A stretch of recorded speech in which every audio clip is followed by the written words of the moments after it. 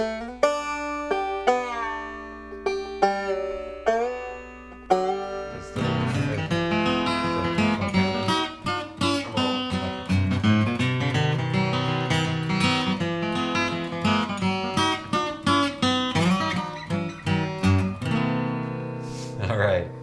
right, we're here today. I'm Dave Bandrowski with Banjo Studio. This is David Doucet. We're here. We have the Collings Julian Lage model that we're playing and checking out. We're admiring. Yeah, so this is a new guitar that Bill Collings and Julian Lage worked on together before Bill's passing. And it came out last fall. They launched it last fall. It's an OM1. This one has an Adirondack top, so it's an OM1A. Some different appointments on it. Has a satin finish, a really thin satin finish.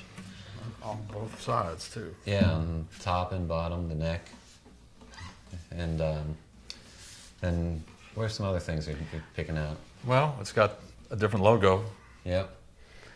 It has antiqued tuners in the sense that they look old.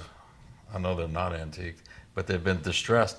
And instead of a Phillips screw for the tuners, that's a regular flathead screwdriver. And they look kind of bronzed in a way. I'm not quite sure exactly what. I didn't even know they made that. Those are Waverleys too, by the way. Yeah. And what else is different? Let's see. The rosette, you noticed. The rosette is different. That's old style. Of course, I've been playing Collings guitar since '86, and he used to use this style, which apparently he uses on special guitars. And it's in the binding here, and it's a regular, well, it's a tortoiseshell binding, like an 18 style, both front and back. And there's a very small one between the quarter sawn back. And it's got different strings. Yeah, they're the Diodario NBs, so nickel bronze wound strings. First time I've played these strings, I like them.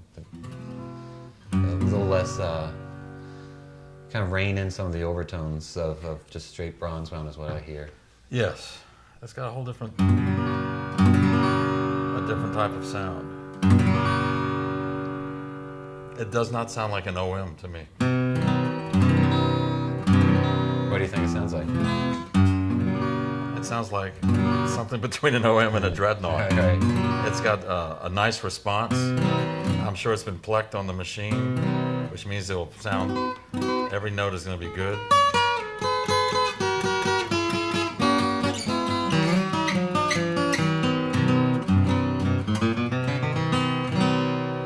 And I'm sure that the intonation is probably perfect.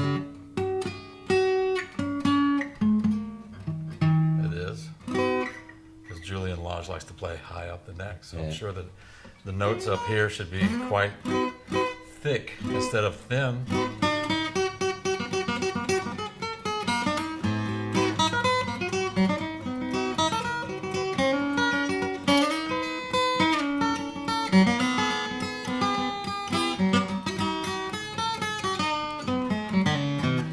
So the action is very lively.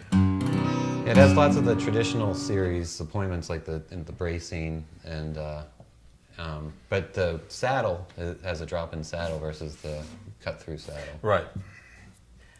Which is interesting, because I think the old ones, the originals, were cut-throughs. I think. Well, yeah, I'm not sure. The originals were all cut-throughs because Julian had a 30s Martin OM OM18. And. It was kind of appointed a little bit after that, I think. Simple. Yeah. The only thing it doesn't have is the wear marks that he likes so much. But it's a beautiful guitar. Yeah. I tell you. I've never played a Collings artist guitar. Like a name. Yeah. Nice thing is it doesn't have his name on it. Just in the label. Just right. JL up there. No offense. But it's a beautiful guitar. Let's see what it sounds like finger pick. Sure. I use a thumb pick. I'll cheat. But I won't put all my picks on.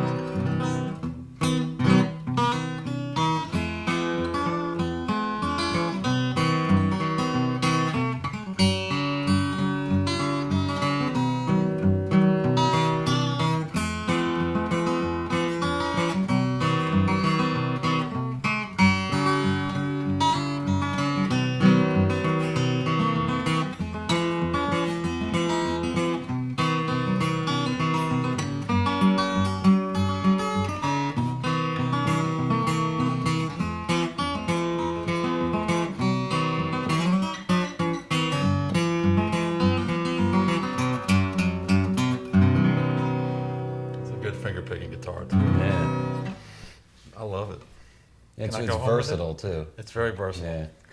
I like OMs because of that. I played OMs for years, mainly because of health reasons. The tendonitis in my shoulder and my elbow was such that I couldn't play a dreadnought. It was too thick. My arm was too. I was not holding the guitar correctly, standing upright. Right. But Bill and the Collings crew had me start playing OMs in '93 and '94. So I've had lots of experience playing them, and I really do enjoy their responsiveness. My friend Al Tharp calls them little hot rods because they'll do anything you want. They got a lot of low end, it's got a lot of high end, and a lot of stuff in the middle. And the guitars sound really good in the middle. Right. That's its hot spot. This guitar is.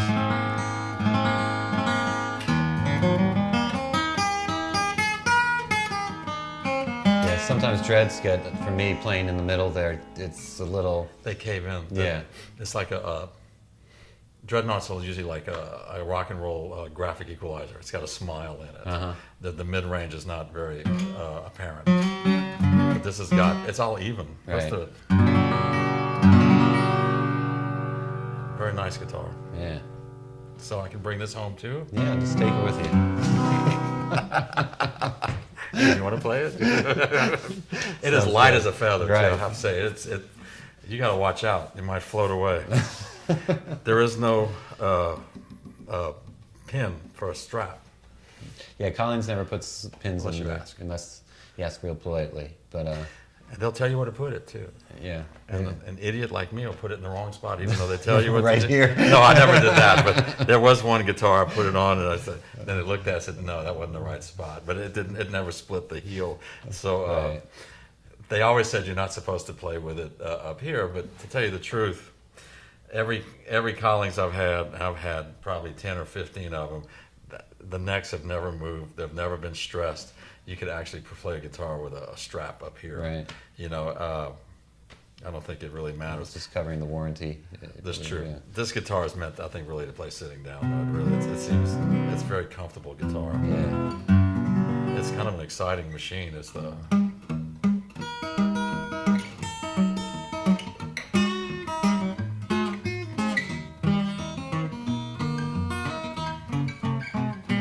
I usually play with picks, but I don't want to put a dent in your guitar. Very nice. Listen to that. Yeah.